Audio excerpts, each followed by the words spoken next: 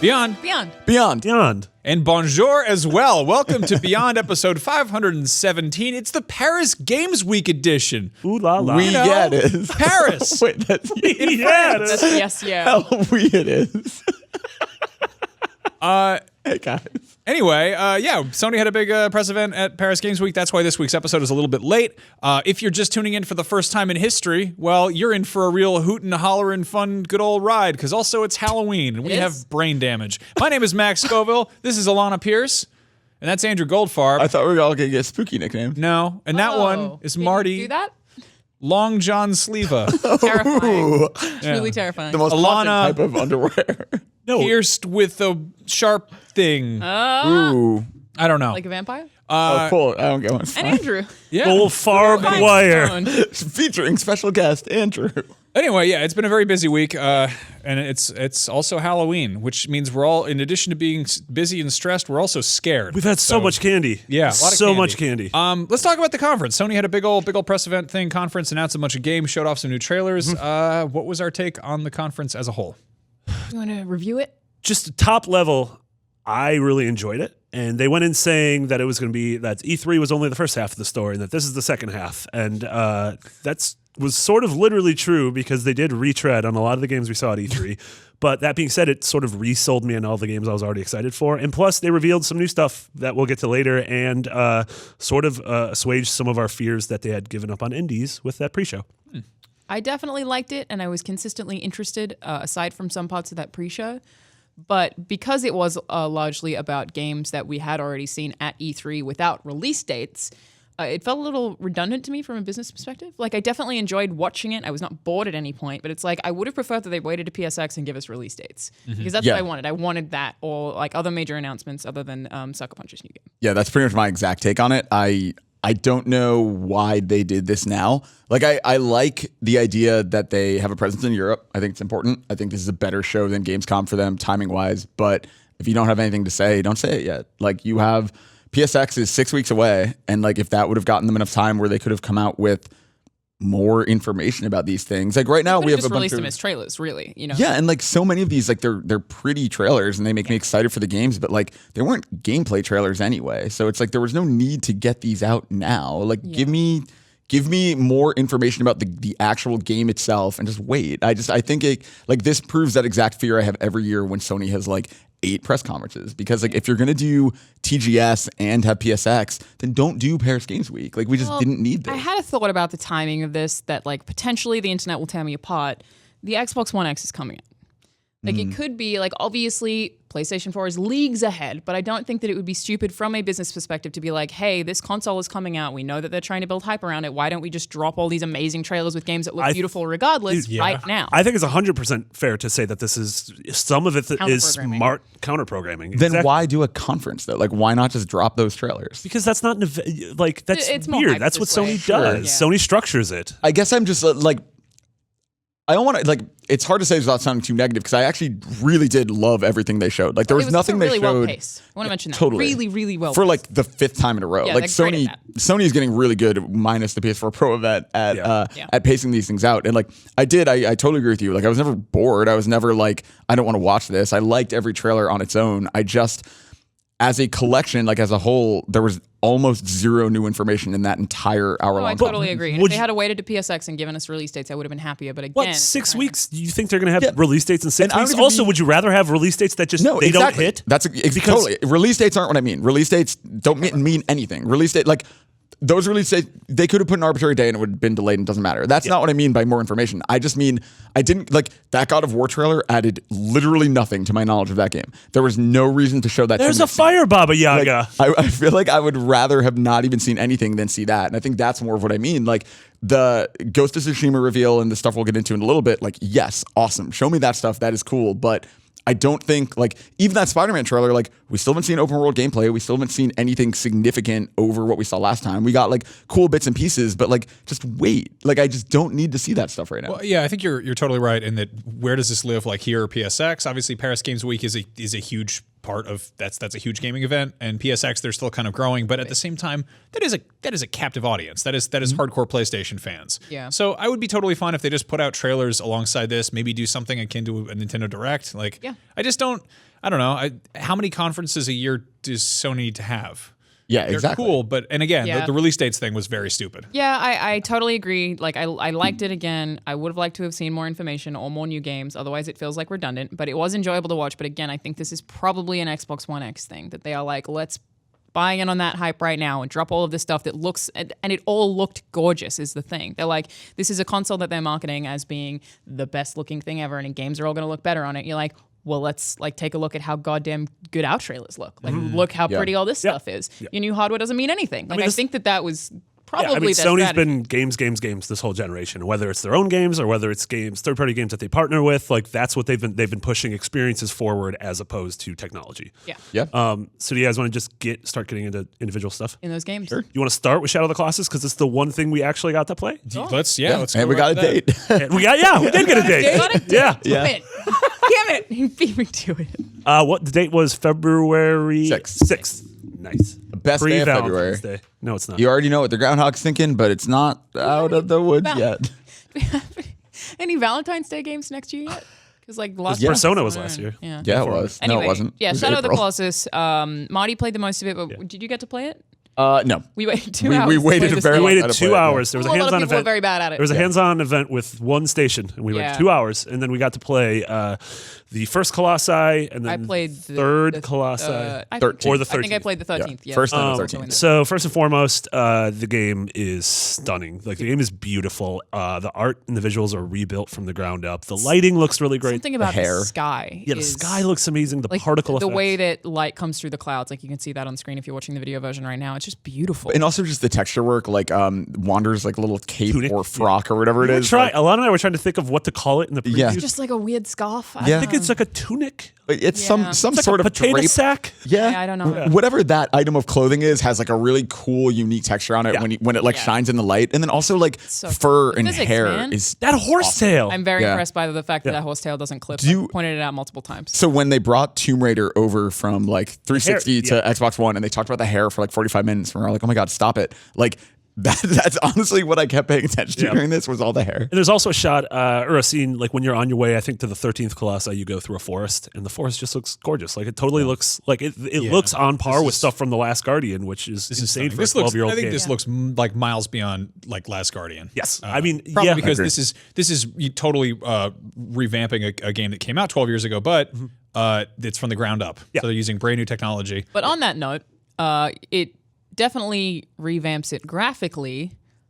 Controls pretty much exactly the same. Yeah. Really? And it has a lot of the same camera problems, which is a lot of the same problems The Last Guardian had. When you're getting up into like a monster's grundle, the camera doesn't know what to do, and it you starts just can't getting a little see bit yourself wonky at and all. having You get a, caught in like limbs and stuff. Yeah. It's the same problem that like when Trico would be in like a tight hallway in The Last Guardian, and you were like, Yeah. I literally can't see past your butt. Like, I mean, yeah, and like the camera would like go butt out inside of of my its face. like it'd go to exactly. Trico's prostate, and you're like, how did I get in here? Yeah, there Yeah. were also things that like appeared to be climbable in the environments. There was one where like it was something that I tried to grab onto, and to even climb, you have to. I think it's X, and then you have to pull the trigger. R2, yeah.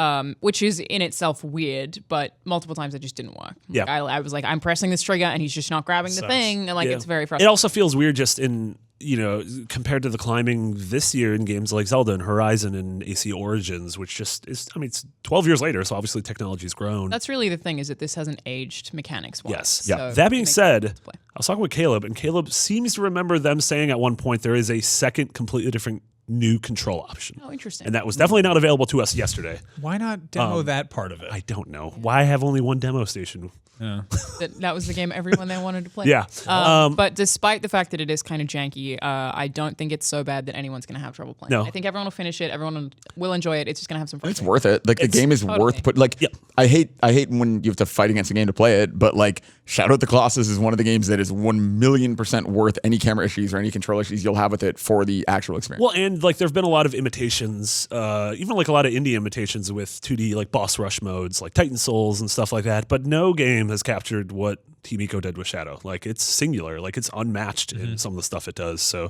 the controls are something you get used to after a while, even if that doesn't excuse them. But yeah, I'm stoked for this game in February. Yeah. Nice. I do just want to say really quickly, like, how is Bluepoint so good at this stuff? Like, I don't, like Bluepoint has consistently been so impressive with all of their they do a lot of like HD remasters. They actually did Eco and Shadow of the Colossus on PS3, and they did like just everything basically that is pretty. And, they've done like basically every like HD remaster. Part of me is just like, well, what if you let them make a game? Yeah, what kind of a game would you guys make? You don't have the stuff for it, I would guess. I don't want to. Yeah. Or they're just like, it's just like the prettiest game ever. There's like no story. I would totally do that. Yeah. So what should we talk about next? Because we're just jumping all over the place here. Well, I do before we jump into the other really heavy hitters, I did want to briefly touch on. I mean, we have them down here, but there was a pre-show before the actual main conference, and I did want to say kind of all of my complaints about the bigger show. That smaller show solved a lot of the problems we've been talking about on this show, which is like a lot of the kind of old Sony style, like show some indies and show some things that are coming to this platform first. Like they've been missing that for a while, and I think this really brought that back. Yeah. We got like cool indie reveals that are coming to PlayStation first. Guacamelee 2. Monkey 2. Yeah, I mean that's interesting is we got sequels to 2 of the defining indie games, I would say, of the last generation. 2 Andrew games. Yeah. 2 Andrew games. Yeah. Guacamelee 2 and Spelunky 2. Guacamelee 2, like, is, I don't know, it's no surprise to me that was coming just because the first one totally leaves itself open for a sequel. It was very surprising to me. Oh, really? Because I think, like, if you look at Drinkbox, well, of course, but Drinkbox is a studio that, like, they don't seem to like to repeat themselves. Like, they're insanely Severed is so creative. different than anything Totally, yeah. So, like, I'm very happy they're revisiting that world. But I feel the same way about Spelunky 2. Like, Derek Yu is such a brilliant guy. I'm actually surprised to see him coming back, and very excited to play more of it, but both of those totally caught me off guard. I should have called Spelunky Jr. because he plays probably a little. Yeah, but then people would have thought it was like a dumbed down easy version for Babbies. What's Babby Spelunky? My Babby Spelunky. Spelunkles. Babby's first Spelunky. Before we get into the stuff that you two are really excited about, we should also mention there was a ton of VR support in that pre-show, which I was really happy to see. Like, I'm always looking for that to know what we're going to be playing for the next 12 months, and there was a bunch of that. There were also, like, that segment that they had kind of at E3, but I think it was, like, almost twice as long of just games that said PlayStation VR on them, which I think is really great. And they had, like, a Blood and Truth, which is Sony London. Like I'm so excited about that, because they're the guys who did the heist, which is, like, one of the coolest things. Yeah, I think I said that, like, last episode. It's like an actual version of that game. Yeah, and they showed some spooky games. I got a code for a spooky game. I need to. Well, you don't like spooky VR games, do you? It was that one that's like all sound based, like your character. Was it Stifled? Yeah, Stifled. Yeah, it's actually made by a listener. Very cool guy. Oh, that's awesome. I feel terrible because I'm also scared of the game. Okay. But there was no Vita support. We did not. No mention of the PlayStation Vita. Yeah, because it's dead. Yeah, let's be honest. Like, it's dead. I will mention it every single time. It's dead here until they announce that it's dead. I mean, it's doing fine in Japan, and that's why they got the Senran Kagura like look down a girl's shirt game or whatever the hell. Persona 3 Dancing Moon Knight and Persona 5 Dancing Star. Was it coming to Vita? Yeah. Thank you, Andrew. I think what's notable about like the Guacamelee 2 and Spelunky 2 announcements is everybody was like, hell yes, I will play that on Switch when it inevitably comes over. And I mean, I know that Drinkbox has a pretty good history of putting their stuff on Nintendo. They put Guacamelee on Wii U, which seems like sort of like, so you want... That's just doing a friend a favor. You want 14 people to play your game? They had weird pictures of them or something. Yeah, for this game. This game is what, co-op the whole way through? Seems like it, yeah. Yes. Which is awesome. I love the first one. That was such a wonderful... Several chickens. I really wonder if Sony's going to reconsider a Vita 2 model now that the Switch is so successful. I really don't think they will. I wouldn't have either if it weren't. I think that Sony will quintuple down on mobile before they will touch another dedicated handheld. I think Sony and Microsoft both learned of trying to follow Nintendo with motion controls. Like, Kinect is officially dead. Yeah. And Move exists in PSVR, but that's no other about it. Really. Yeah. And then the other one, Spelunky 2 is like that. Like Derek, you would be crazy not to put that on Switch. Like it's. Literally like seconds after the conference, he was like, "It's coming to PS4 and Steam." So it's like it's already. They weren't announced as exclusives either, but that's hard because PlayStation don't do that Xbox thing where it's like console exclusive. And you're like, what does that mean? What does that mean? I have no doubt both these games will go to many places. There was also that other game that looked really cool but really hard to read, which was Hong Kong Massacre. Oh yes, which was that the looked top like down. Hotline Miami cross it was Sleeping Dogs. It was like super realistic top down Hotline Miami Triad Wars, but with John Woo style slow motion. That looked amazing, and it looked stunning, but it just looked like I don't know what's happening. Right. Like there's so much going on. And there was that game Auri, which I think is all right. We need like a nice what's the word ultimatum postmortem, the one where you're like don't do the thing. Like, you know what I'm talking about? Intervention? No, it's not intervention. It's that thing where you like don't do the thing for a while. It's that one. You know, anyway, that Moratorium? word. Moratorium. We need Yeah. a moratorium. I need a dictionary. We need a moratorium on like indie games that have these like breathy like you said like there's papire and then air and then Ori. Oh yeah, this one almost is the same title story. Well, regardless, I agree with the names a little much. What's it but called? Or? Oure, I believe. It looks like I think it's Auri. Is how it looks like Auri. Journey kind of combined with a little bit of Same. Sky. It's out, right? And It just it dropped. came out Yeah. yesterday. Yeah, It looks very pretty. It's super gorgeous. It's very like that game company-esque, but it looks a little bit like Bound. Actually, like it just. Yeah. I hate to compare it to Abzu. 30 other games, but yeah, Abzu. Like it definitely has that vibe. And Concrete Jungle. Check it out. Yeah, Or Concrete Concrete Jungle. Genie. I was thinking, Genie. that was the Concrete Alicia Genie were Keys dreams. thing. I know. I Yeah. really went. What? Drink Concrete Genie tomato. Looks like Harold and the Purple Crayon, right? Yeah. Yeah, You're- totally. Like you do like vandalism, and then your vandalism helps you do things or something. Like, Yeah. I mean, that's usually. I'm that's like- very interested in how that mechanic works and how limited that is. It definitely looks cool, but I can't picture how that plays. Did you see that in honor of Paris Games Week, Media Molecule tweeted about Dreams again? Yeah. They were like, "Hey, we're going to announce something soon." And it's like, well, maybe- don't do that now. Like, just do it when you're going to do Maybe it. I It's a wonder. PSX? Yeah, I wonder if that's what PSX is. Like maybe PSX. Maybe it's another conference, or like if it's not, maybe they just like because the games. Alanah, did you just fall off your chair? No, I just put my phone so I didn't have to hold it. All right. The games that weren't there, like Days Gone and Dreams, are more catering to a super ultra like specific PlayStation crowd. So like maybe those are better. What fits if for all of PSX? PSX is in Dreams? That would be rad. I like Dreams a lot. Same. That was right. really creepy. All right. Talk about The Last of Us now. Okay, let's talk about The Last of Us. So yeah, Oh we're, wow! What do you know about the gameplay of The Last of Us that you learned? Nothing. Yeah, so they put out a trailer for The Last of Us. I wrote a whole like a opinion thing about it that I'm already dreading going up because people are gonna be like, "He hates The Last of Us." This looks incredibly, like, stunningly gorgeous, but it also is about people just getting killed with claw hammers and like strangulation and intestines and like. We learn like one character name. There's sort of some contextual clues about what's going on. I get the sense that there's sort of like, you know, different warring factions in this corner of the apocalypse. But mostly it's just unbridled violence for 5 straight minutes. So I was really glad to see The Last of Us Part 2 at all. I wanted to see it, but I wanted to see gameplay. We didn't. So this doesn't really change much about my hype for the game, except that it's another tone piece, which just tells us that it's darker. But on initially watching this trailer, I also assumed that it was like present day.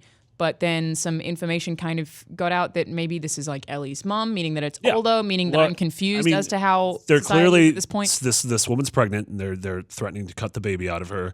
But Naughty Dog. They're not even necessarily saying she's pregnant. There are men in the background whose stomachs are cut open too. Like I think her being pregnant is a plausible theory, but we don't know that necessarily. But they're then also- they In the they, background- they announced casting, and this character is played by Laura Bailey, and they wouldn't say her name, and they just have 4 blank spaces, and we know Ellie's mom is named Anna. And so a lot of the theories, like Jonathan Dormush put up a piece that The Last of Us 2 might be like The Godfather Part 2, where we have 2 separate timelines. But wasn't Ellie born like only like a few years into? So we the talked about apocalypse? this. Like The Last of Us, the scene on Outbreak Day that opens The Last of Us 1 is 20 years before the Last of events Us, of The yeah. Last of Us. So there's So Ellie's been 20 alive for, years. Like, what, 5 years? Less. No, well, I mean, was born, like, the point. 5 The years point in. only being that like 5 this is obviously after Outbreak Day because he's cordyceps. So conceivably, if Ellie's why. whatever 14 in the events of the first game, this is possible to be why, after. okay. Yeah. We see clickers, but they call them demons, which I think also supports that, and that they're like name maybe yet. these They are don't know people about who them live yet. in the sticks. Like maybe this is some weird like this woman's. She's got like this. I don't know, what's up with this shirt? Is like I get this kind of like culty vibe, you know, where Oh, they're like definitely. all Oh, totally, sinners and Yeah. Just crazy that we're analyzing it based on information that came out afterwards rather than the trailer itself, right? Oh, sure. And I think a lot of the talk about how people were, I don't want to use offended, but just like why did they show this is because this scene can be contextualized in the game. This scene can make sense in the game. This scene can make you feel something given the events of the game. But removed from us knowing anything, it seems like it's violence for titillation's sake. It's weird because the biggest thing that I feel about that is like, you know, I'm not vehemently against this trailer. My thought of it was like, did you miss the point of why people like The Last of Us? Because like I'm totally cool with that game being violent because it almost adds more weight and more urgency to the things that Joel and Ellie do. It earns But- the violence. Exactly. But Well, in it this, when also- we don't know the characters, it's like, okay, but we don't care. We want to see Joel and Ellie. Beyond that, we're seeing characters get killed off. We're seeing like it's just we're seeing an escape, which completely removes any tension from when this scene actually plays out in the game, and you know who these Assuming it people does, are. yeah. See, my thing is like I don't like I would love a game that didn't have Joel and Ellie, honestly. Like I'm completely with you on that. Like I don't mind meeting new characters, and if the theory about her brought them in well enough for me to care about them in this trailer. One, it's like that's why I think say that theory is right. Say this is Ellie's mom. Then that ties them in. I personally don't want that. In the same way that I don't want Rey to be a Skywalker in Force Awakens. I don't. The it's world a big should be world. bigger. Yeah. Exactly. Yeah. But if they do bring them in that way, I feel like you'll get that. In other words, they can't play their whole hand here. So I think if they show a really profound Joel and Ellie scene here, kind of to the point of what I was saying earlier, it just feels too early. I'm not a marketing professional, but I feel like it would have just been very easy to show us a little bit of gameplay with Ellie. Yeah. If it exists, this game might be in 2021. Totally I right. think We they didn't give get us, a we're going to year or lap it anything. up. But That's the true. fact that they gave us just 5 minutes of just People we incredibly don't know beating brutal each other up. violence. Yeah. Yeah. And it's I don't know, that stuff is really powerful in the game when you're witnessing it firsthand. But to we're going to have, I've already seen this clip, I don't know how many times, and we're going to see it a bunch more times. And it's going to get used in games where here's the next big game. We're really stoked about The Last of Us Part 2. And Yeah. that's Are you fine. mocking yourself? Yeah, totally. You're gonna have to read at the that, same yo. time, did they put out this thing that's intentionally shock value in hopes of just getting people's attention? Seems crazy because The Last of Us is so much cooler than that. It's not that I think it's terrible. It's just I feel like they could have given us a trailer that I would have thought was more representative of why I love the franchise. Which I But think that could also be personal. I think the first trailer nailed that actually. I do too. It I was happy with the first Ellie one. on the bed with that guitar, and then her saying I'm going to kill him. And we I kill was every so single excited by one. that trailer. And This that's- one makes me I still want this game, but I'm less what I does left this sort of mean? feeling just numb and all right. But that's the weird thing about that original trailer is that's the second half of a longer trailer. It begins with the stuff before that with the stop sign, the Firefly stuff. So I guess I just mean it took a second to get there in that one. With this one, showing a scene out of context, I think is a really cool way to market a game. It's basically what all of Death Stranding's marketing has been too.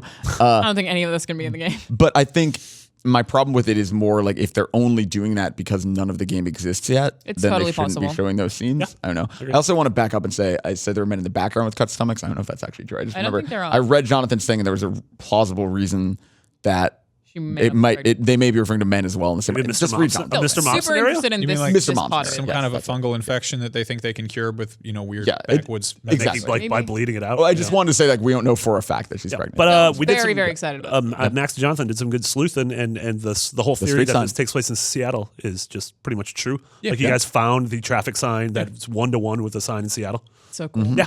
Yeah, Good job. Columbus Way or whatever. Good job, Detective Scoville. Thanks. Glad that we had you on the case. I literally just upped the contrast in Photoshop and Googled Columbus Way on Google Maps. Or Goville. One of 2 people in this office who knows how to use Photoshop. So there's that. Yeah. Probably hire someone else. All right, so on a more cheerful note, we got a really fun trailer for Spider-Man. I want to point out, this is actually a trailer. It's not just like a 5-minute chunk of hammer deaths. This was like Trailer. No, Spider-Man's new trailer is really great, and we were told that this is a game just as much about Peter Parker, and that's what we got. We got this wonderful this felt like a movie trailer, and it felt like it really focused on Peter rather than Spider-Man. We know this is a game where you're going to flip around and kick bad guys in the face and stop robberies and stuff, but this showed us you're also going to help out in a soup kitchen. You're going to hang out with, also Aunt May has red hair, which is weird to me. Keep changing her up. And there's a lot to take in here. Something I really want to point out is that all of the villains they're setting you up with also have alter egos, with the exception of the Shocker, who is a doofus. But no, Norman Osborn is the mayor. He's also Green Goblin. Kingpin is being put behind bars. And then the main bad guy is this guy, Mr. Negative, who is also Martin Lee, who's Just a real downer. he's the internet commenter. He's a party pooper. But no, he's this guy right here. If you're watching on the video, he's this local kind of philanthropist who's the one who's in charge of the soup kitchen. He Where plays Aunt Aunt May's May boss, is. yeah. Yeah, and so Is it's. Aunt May's I like the idea that and this seems like a much more.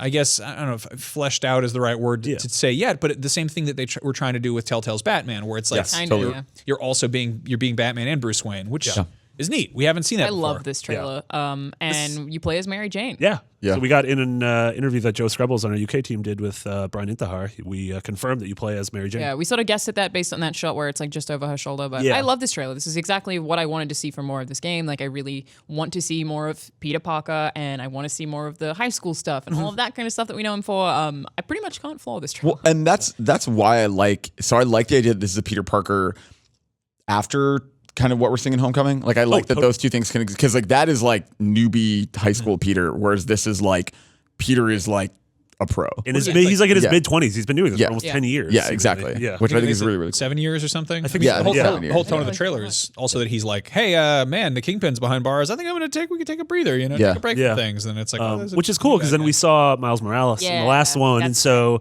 like the idea of a dynamic where Peter has been doing this long enough to know, and we know that you start the game off with a ton of powers. That's another thing that Joe got out of it, and so the idea that maybe you play as him, yes, you're gonna play as Mary Jane, but maybe you will also at times play as a Miles Morales that feels like a Metroidvania character who's been stripped of all of his powers. Maybe you'll play as Aunt May and you can do laundry like in Spider-Man 2.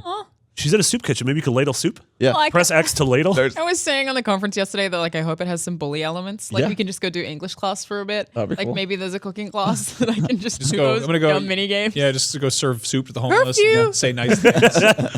I kind of You know how like I always feel like this is a dumb thing to say, but looking at this game, I'm like, I think this might be my game of the year next year. Like just looking at it, like I do that every year and I'm always wrong, but I'm like, I think it's gonna be that one. And this time I'm like, I think it's gonna be this one. Like I love Prototype, I love Infamous, like I love Sunset Overdrive, I love these kind of games, and I love Spider-Man. So all of those things combined to me is just so exciting that I'm like, if you let me down, I'm gonna be very Yeah. disappointed. So this, just to recap, this is a 2018 game. It didn't give It it. has no modifier. It's just 2018. I'm gonna call. I think it's probably gonna I think it's gonna Call the be cops. God of War. They're gonna say May, May. and I think Spider-Man is gonna be Q1 2019. Okay. That's my prediction. I wouldn't be surprised. What We really else? just don't have a lot of. What about Detroit? That's okay. I think Detroit will be. You could do a June, July for Detroit. That'd probably work. Yeah. What did they show for Yeah. Detroit? They showed so basically up until now, we know there are 3 playable characters in that game. Way back before Detroit was even a thing, they showed a tech demo called Kara. And then that was yeah. the character in the reveal trailer who it centered on, but we haven't really seen gameplay with her. How was it like So- GDC 2013? I think. a long- The tech demo was, I think it was like 2012, yeah. Yeah, it was a And while then ago. Beyond got announced, I think at E3 a couple years ago. Or I mean, sorry, Detroit got announced at Detroit. E3 a couple of years ago. But we'd only seen Connor, which was the hostage demo, and then this E3 we saw Marcus, who was that like kind of he's like leading the revolt. Yeah. And then this is Kara. This is the first time we've seen like actual gameplay with her. And so what this is, it's like this demo is weird. Like this whole scene is weird. Well, It's this isn't really gameplay, totally, yeah. right? I mean, this is kind of what the gameplay is. You're going to hit a button and watch this thing. Exactly. Yeah, Like I that's think true. it's more about the choices you make in between these little scenes. I really hope that pays off. We've been promised that so many times in video games that your choices matter, and I feel like the only one that I didn't feel like totally betrayed me was probably The Witcher 3. Yeah. It's like one of the very few games Or- that I'm like, I feel like my choices matter. Or Until Dawn, because at the very least, all these Until Dawn, for kids sure. could die. Yeah, no, that's totally fair. But I feel like Telltale has never left me with that feeling that my choices matter. So I hope that they actually do this here. This is a really unsettling trailer, Yeah. but I do like that it's building up these 3 totally different stories, and Yep.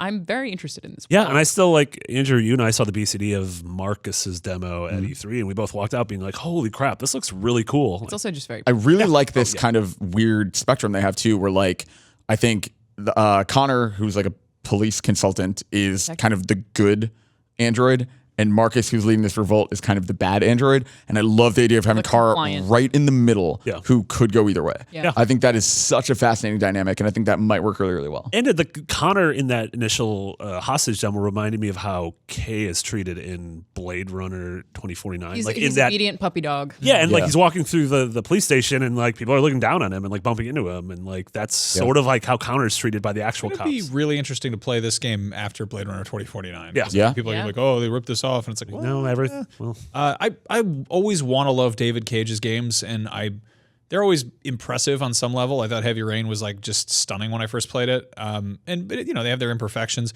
But I think that the part that bugs me is that he focuses so much on the sort of character-based storytelling, and I really love when there's also a balance of like he has those things you can interact with in the environment, but they never quite tell as much of the story as I was hoping for. Yeah. And I think the game that's managed to really knock it out of the park in terms of like finding things, just like still tracking the human characters interacting, but also having like supplementary information from like what's around them is Tacoma, Yeah. which is like, and I wish that, I think The Last of Us did a really good job of that too.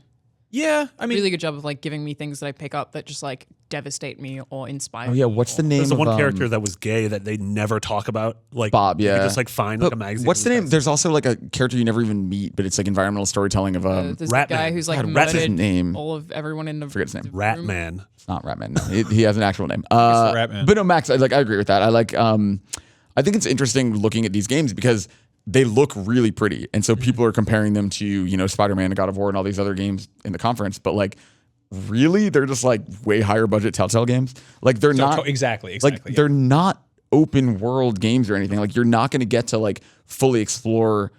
And in some ways, I think that can be cool because it lets him tell like a more directed story. But I also feel like it never, like I totally agree with you. You never feel like you're getting the most out of those worlds.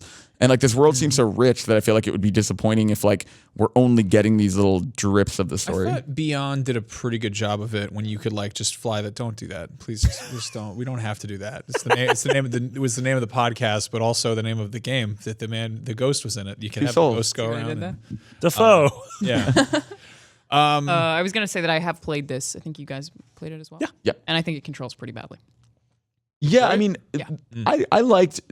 You played the Connor demo, right? Where you're like rewinding on the touchpad and everything. Yeah, That was fine. It was Yeah. actually physically walking around environments was just weird, and I'd like walk into a wall and just like sort of Characters have always feel felt very weird in those stuff games. and just yeah. Characters have always felt weird in that game. I mean, the worst culprit was Aiden, the ghost that you had to control with motion controls. Yeah. That was. I don't know if you've ever been a ghost before, but I assure you, it's disorienting and terrible. You should play Murdered Soul Suspect. like Huh? that. You can just walk through walls. It's great. You'd become a cat, right? Yeah, that game's R.I.P. straight. Wait, you Airtight. can become a cat in that game? I don't remember that. No, are you thinking of Geist? No, Okay, never mind. He's not thinking of Geist. You're thinking of Neko It's so Atsume? spooky. probably. Another game that got shown off or revealed, or sort of, not really a game, more of a CGI trailer, but it's Sucker Punch's new IP, Ghosts of Tsushima. This looks cool, Yeah. but it's Yes. also a CG trailer. Yes. It's also, no matter what, I love that this is totally not Infamous. Like you literally could not be further from Infamous, and that is very exciting. I feel like a couple weeks ago, I was like, I want Sucker Punch to make a Marvel game, and that would have just been Infamous. And then Now you're like, oh no, this is and good. then, well, we saw this. We're opening up with this. We're all like, is this Onimusha? Like, what is this? And like, we're like, Oh are there? yeah, I was like Dynasty Warriors. Yeah, and they're like, what? are these going to be demons? And like, no, this is like a seemingly open. We know it's open world. They said that afterwards. This is an open world historical action adventure game that takes place on the Tsushima Island, which is an island in between Japan and Korea. Where Yeah, and let's back up and say that like our editor-in-chief Steve Butts apparently knows a whole ton about history that we didn't know about, and he put up a really cool article kind of breaking down like when this is and kind of what's happening and where this fits in history. That actually, at least for me, who's just totally ignorant and knew nothing about any of this, really helped contextualize what's Yeah, happening here. I mean, it sounds like it's like legitimately like the Mongols are invading this island, Japan retreats, and you are the lone dude who is staying on the island. Sounds really Yeah. cool. It's Yeah. also we spoke about this a little on the post show that we did, but people have been asking for Assassin's Creed to be set in this era forever, and Yeah. it's like they're doing it now. It's Yep. like Yeah. I'm very excited about this, but again, I hate these kinds of trailers because it's like, wow, this looks cool. Okay, what is it though? Yeah. Can you show Right, me a little you bit about like what the it Death is? Stranding trailers. Death Stranding is different because I would watch those as short films forever. Right. He could just keep releasing those, and I'd be those- like, this is fine. I don't even need to press a button. Those are weird because they put out two of them and then they were like, we have decided on our engine. And you're like, Wait a minute. So what was It's that? just Kojima making films. But yeah, in this case, I'm like sort of a tough sell on samurai stuff. I think it was watching Rurouni Kenshin and Inuyasha back to back after school for like half of senior year that just sort of burned it out of me. But I love Kurosawa movies. But I am sort of a tougher sell with this historical period. I've talked about this in the show, like how like sometimes I'm just like, that's not really my jam, you know. It's totally fair. I really hope there's literally no supernatural stuff in it. Okay. Exactly what I was Yeah. gonna say. I hope for that. I'm also a little worried because the logo looks kind of futuristic. Yeah. And the so Animus. that's what I'm worried Yeah. about. You made the Assassin's Creed joke. I'm worried there's going to be something like that. That would like I would love it if this is just, hey, it's a Toshuri Mifune simulator where you're just going around just like messing dudes up and Yeah. So As long as they do it well, I'm cool. I'm very curious. They're a Western studio, right? They're Which is They're in Seattle. Yeah. okay. Yeah, that's not Japan, so this is going to be interesting. But I mean, like you look at Didn't they like do a bad with Infamous? That was something to do with like they had a bunch of like Native American culture used, but they didn't actually consult anyone, so it I was all think wrong they or something. they just made up a tribe. I don't know. And then but people in Oh, Seattle were in like, you know, Second you Son? could have spoken to us about this. We were here. You could consult us. There's a museum or something, and they I were know, I like, didn't even know that. That's not good. I'm pretty That sure being that said, was they the thing. recreated Seattle really well. Yeah, well, Yeah, well, I'm they glad went to that the city. they. Yeah. Anyway, no, that's interesting. I'm excited to see this game. Like, I want to see it in action. Yeah. I mean, there are games like there are lots of samurai games. There are, there's Dynasty Warriors and stuff like that. Yeah, but we there's haven't not a had lot of anything- good ones. Exactly. I've played too many Dynasty Warriors games. They're not Most of good. those are not great. No. I mean, you get. I think there's a certain.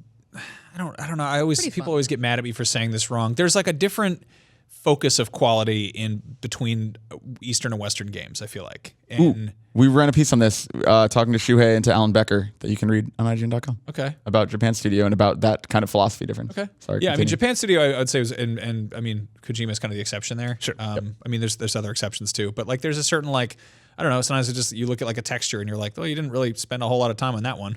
You I know? would guess that they just focus on different things. Yeah, well, that's what I mean. They focus. It's a different focus of like. Yeah, I feel like attention and- quality is not the right word. It would be like one of them focuses on like you want hyper realistic, and the other one's like you want to Right. fight a lot of Guys, stuff Andrew's real about fast. to say something, and I Should you read that article? Okay, we can go read the article. No one read it. No one read it, and I really was proud of it. well, okay, you should have brought it as show and tell and read it on the Yeah, show. Why don't you just email us about it? Whip it out, Andrew. I don't have Pull my it out, phone. Andrew. I Get don't out have my the phone. article. and Put it Marty on the wouldn't let me table, Google it. Andrew. If I give you your phone, you're just gonna look up how to say. I was going to look beyond up how to say beyond in French, and it was going to be a really good goof. And then everyone would have been like, oh, LOL, Andrew, you're the best.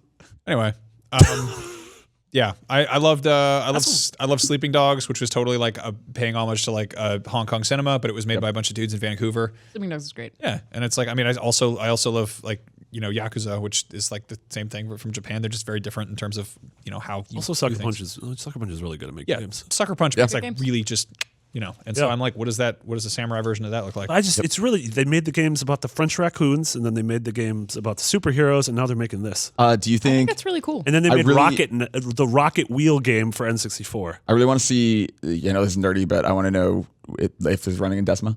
Like, I would love to see if that becomes kind of the new thing for Sony games, or if this is kind of like I'm fascinated by the behind the scenes work of what happens when a studio goes quiet for like.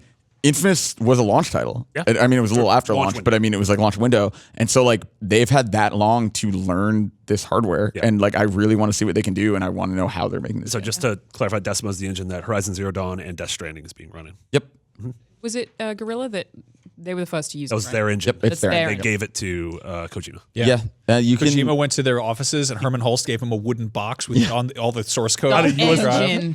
Thought engine on Yeah. the USB. They went and hung out and if you're bought interested toys in or it, something. you should look up the Ice Team, who's housed at Naughty Dog. It's the initiative for a Really common got to get a engine. new name for that because the Ice team, I currently hate Ice. Yeah, but no, the basically like immigration. they've been looking for a way to kind of consolidate the knowledge of all their studios into a single engine for a long time. I don't think that's Decima, but I feel like Decima is a major step in the right direction for that. So I think there's a lot of misconception about what it means when a company has one engine like in house, and I mean part of that is you don't have to pay licensing fees. So if you make Madden on Unreal Engine, then you have to give Epic a bunch of money, and that kind of doesn't look as good.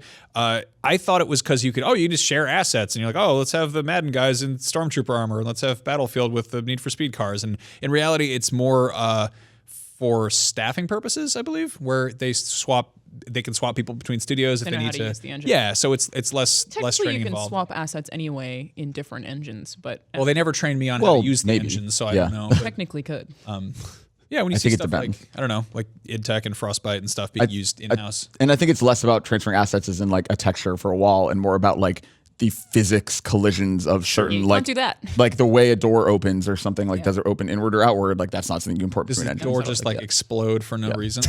I think that would be, That's my Good. favorite. Good game. Was that Anthony's game? No, he never made that game. never Which made the brings us to exploding a great question.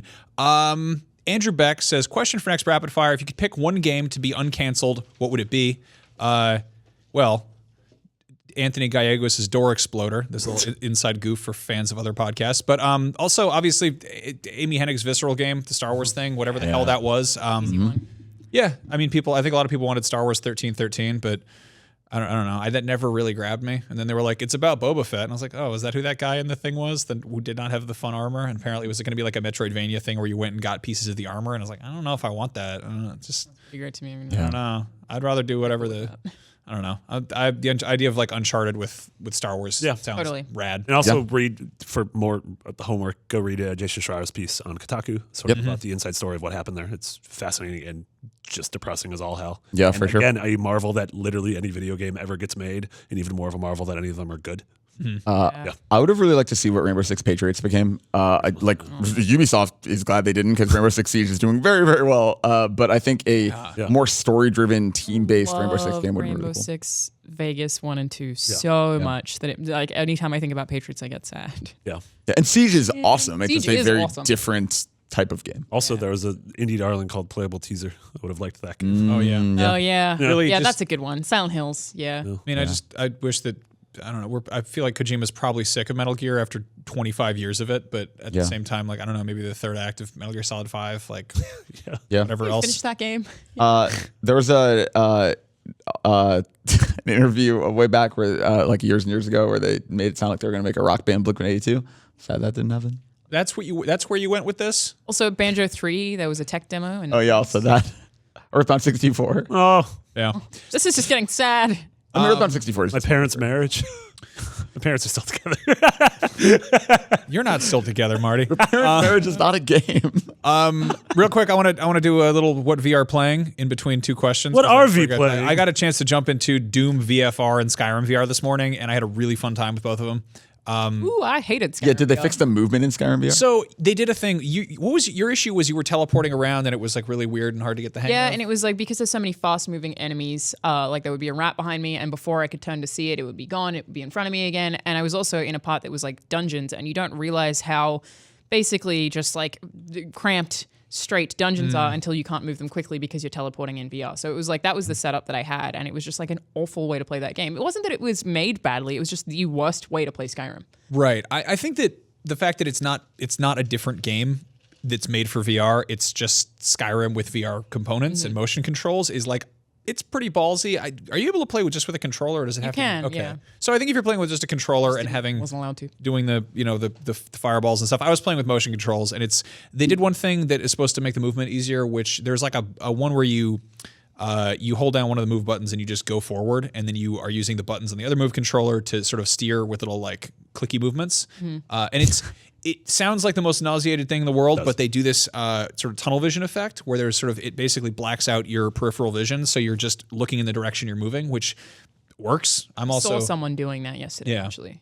I also have like a pretty good stomach for this kind of stuff apparently. So I really liked it. I'm also, if I play this game, I'm absolutely going to be turning the difficulty way down and just exploring and just kind of poking around. But I mean, the fact that I spent most of my time in Skyrim like picking up apples and looking at them and then reading like weird Argonian erotica in dungeons, like I'm totally going to be like, I want to go be like Is Argonian erotica like fan fiction about Argo starring Ben Affleck? Yes, that's exactly what it is. So your character would just like run into dungeons and masturbate in the corner? Sort of. Were you like a weird Khajiit who couldn't then stop I'd, touching like, themselves? Marty, can you not kink shame? I was shame. I was an Argonian, so the lusty Argonian maid was a good saucy read for me. Also, real when I was talk, down in the old barrows. if you're running down in dungeons and masturbating in corners, I will kink shame. So anyway, what was Doom VR like? Yeah, that's the one I'm actually really excited yeah, for. Doom VR is Isn't cool it, because don't they call it like VFR as well? yeah, and I was like, so what does the F stand for? And he's like, fun. I friendly. love that. I just think that's so great. It's like it might come out on a Friday, and I was like, oh, very Friday release. That's what the VFR. But no, That's that VFG. They were. I was playing on the VR aim controller, which I've only also used for Farpoint. Farpoint, which is like it's solid, it's good. I just hate spiders, and I don't. Oh yeah, I can't play that game at all. Dusty, thank you.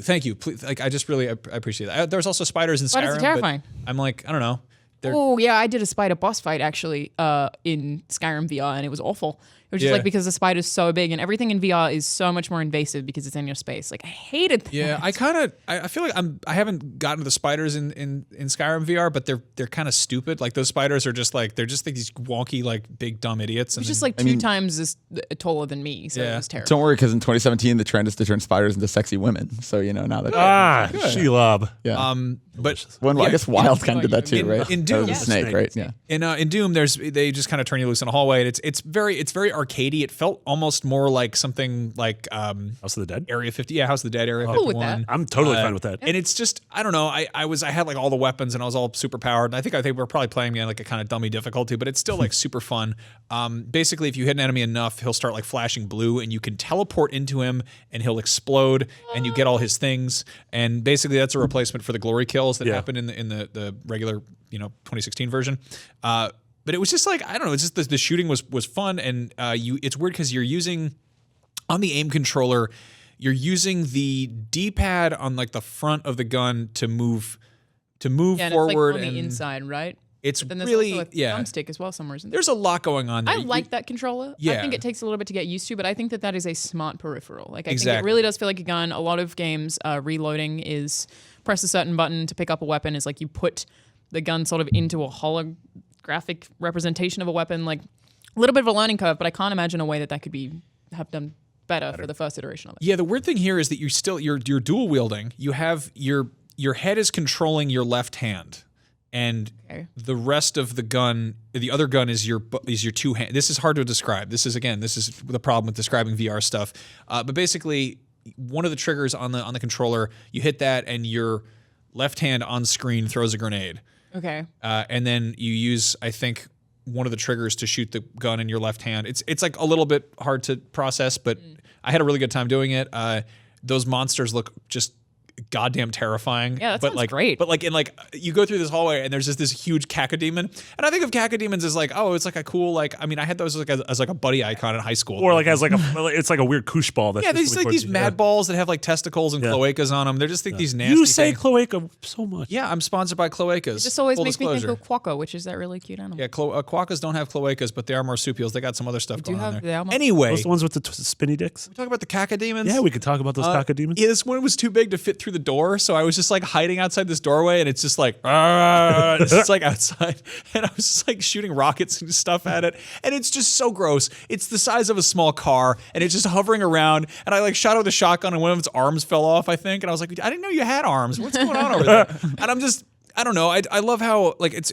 There's a dichotomy there where I'm like, oh, like, man, the Last of Us 2 trailer was really just violent for no reason. But I'm also like, yeah, I was in 5th grade and I love Doom and I like to use cheat codes, use rocket launchers because Will Evans made fun of me in study hall. Ah! And it's like Doom VR is That's totally what Doom like, is, right? yeah, exactly. Yeah. Doom is like, it's the most accurate recreation of something a kid with a skull on his t-shirt drew in the back of his class on his binder. Like, it's such a wonderful. So whereas Skyrim VR is the video game Skyrim in VR, this Doom thing is like different scenarios, right? This isn't just presenting the entirety of Doom 2016 in VR. It actually fits into the lore of Doom 2016 VR. Like, you're like the reanimated version of a dude who died in an elevator. Did not know that game had lore, but all right. Oh, dude, that game's got hella. That game's so good. I'm gonna play it when it comes to Switch. But yeah, no, I played a bit of the 2016 version. I thought it was really, good. really fun. I think I got frustrated by platforming. In this case, you don't need to platform because you just teleport. Because by that'd pointing make your you thing. vomit. Yeah. Skyrim, I think, is going to take more getting used to because it just is more mechanically robust. I think it's cool that they have the option to do it, but yeah. Yeah. And I wanted to really, really quick, we can talk about these more next week because this is such a big show, just talk a little bit about Wolfenstein, which is currently my runner-up for Game of the Year. I absolutely adore it. Marty, you've played a bunch of it as well. Yeah, it's real good. Holy hell, its opening is so good. Yeah, play it next. we did. I think it's fantastic. Marty and I did a live stream for this, and it was the fastest that there has been. I think like 2 N-words. it was like 4 racial slurs total, and then like a dead dog, and just Anti-Semitism and it's body It's pretty shaming. full on, but it does pay off. It's not just there for no reason. And I think just like this game controls so well, and I love the characters, I love the world, and we've also played a bunch of Assassin's Creed Origins, spoke about it a little bit last week, but now the embargo's up. You reviewed it. I gave it a 9 out of 10. I'm still like not sure about that score. Like part of me is like, should I have gone lower? Should I have gone higher? But because review events are so awful, it was really hard for me to figure it out. But I highly recommend it. Open world RPG where the combat is actually good for, I think, the first time. I think it's a really, really good game. We also have the dumbest Let's Play ever up of that on youtube.com/IGNBeyond right now. I think that's like one of my proudest edits yet. Assassin's Did you Creed watch Oranges. I haven't watched that yet. You have to. It's even just in like the first like 15 seconds has I did this really dumb Photoshop that I put into it that I like and I put the eagle scroll sound in it, and Marty was sitting next to me while I was doing this Photoshop, and he was like, "Man, these are fine when you upload them, but watching you do it is real dumb." I was like, "Yeah." I cannot wait to see that. Yeah, go check that out. Also, again. we say weird things when we play games, and we call animals by names that they aren't. Yeah. Well, this week we're doing a Bubsy Let's Play, so check that What out. could go wrong? Ooh, that's right. Yeah, those Let's Plays are real off the rails, but they're very fun. Very proud of them. Those So, F40 woolies please are watch back them. at it. I think they're very funny. Yeah, again, that's youtube.com/IGNBeyond. We are about to break into rapid fire. We're going to talk more about your weird off-topic questions. So if you want to hear us goof around and be our dumb old selves, go subscribe to that channel and check out the stuff over there. One last question before we depart. Tyanen 92. I don't know. It's just words. How does IGN coordinate between countries? Sometimes reviews are contributed by your Australian or British offices. I wonder, how does this come together? The really easy explanation is IGN.com is the US offices for San Francisco and LA, and then the UK and Australia. We all publish to IGN.com. there are a bunch of other global sites, which is like Spain and Italy and Benelux and Japan and Sometimes so many published others. totally separately. And those are 100% separate from us. They do their own reviews. They have their own nothing to do with scores. It's IGN, effectively yeah. franchised. Yeah, Exactly. if you go to IGN or if you go to Metacritic, you see IGN Italy will always have a different score than us. And we're They're lucky enough to collaborate with those teams a lot at international events, especially. But like their reviews have nothing to do with our reviews. But in the example he mentions, or she, Australian British offices, those are IGN. So like the Australian reviews, the British reviews, those are IGN's reviews. Yeah, so I put this in there because of like Dan reviewed Wolfenstein, I reviewed Assassin's Creed Origins, and then we also had Ryan review Super Mario Odyssey all on the same day, which is like one of the, I kind of think a rare instance where it was all US office. Yeah. And we found out that the UK actually had Mario before us anyway. So it was like they could have done it, and a lot of the time they were getting Bethesda games before us. So I believe that Australia reviewed like the Dishonored 2, I think was Lucy, and then they did Doom last was year. Job. So it was Yeah. like we basically just we have a doc where you fill out the games you're interested in, and then it depends on who has time when the game is coming out or when we get code, and sometimes which office gets it first. But it's basically like he just looks at the pool of people and it's like, hey, we got code. You want to review this still? And then it's Yeah, figured from and there. that's for reviews. And then for news and features, it's a little easier because I think it's less of a time commitment. But for news, it's like if we know there's going to be a press conference at 2 a.m. US time, but it's 10 a.m. in London, then the UK office will pick that up. And so we coordinate in terms of like global events that way. But again, still the same thing where like we're all part of the same team. So like in a perfect world, everyone's always busy, but in a perfect world, it's a 24-hour news cycle because we have Australia for 8 hours leads into UK, their 8 hours leads into us, and then we lead back into Where Australia. it gets really tricky is when there are regional embargoes. Yes. And it's like, Yeah. hey, Europe, the review for Thor Ragnarok is good to go, but don't talk about it in America. And Yeah, it's because like, Thor came out like 2 weeks ago It's or whatever. the It's internet. really as Yeah. well. Yeah. it's the internet. Yeah. It's, Really weird. it's a world wide web. Yeah, but an event like Paris Games Week, like we covered the news from here. We did a pre and post show from here. The At Shadow of the 6 Yeah. a.m. Yeah, Like, it was the crazy. Shadow of the Colossus preview was done by me, but then Joe Scrubbles was in Paris and he did the Horizon Frozen Wilds. Horizon. So if you want to know about Horizon, since we didn't talk about it because there wasn't a lot we saw, Joe saw a lot more, and we have the full preview on the site. And I assume we'll be talking about it very Next soon. week. Yes. Yeah. Yep. It actually is coming out. We'll next have a week. Let's Play for that too. So. Yeah. All right. With that, you can find us all on Twitter. I'm Max Scoville. Alanah is Charlanazard. Andrew is Garfep. And Marty is McBiggity with 2 G's and 2 T's. And again, check out that YouTube channel, please. We're just putting a lot of work into making fun stuff Also, over they're there. not paying us to promote it. It's just that we like it. I'm getting lots of money, but technically- You guys are getting I mean, paid? you're I on was the clock paid- right now, I so was- they kind of are. I was paid by the That's Cloaca awesome. Foundation. That's though. fair. That's fair. stop talking about the Cloaca Foundation. To find out more about cloacas, visit cloacas. Don't even Google the word. Yeah. So with that, beyond. Beyond. Beyond.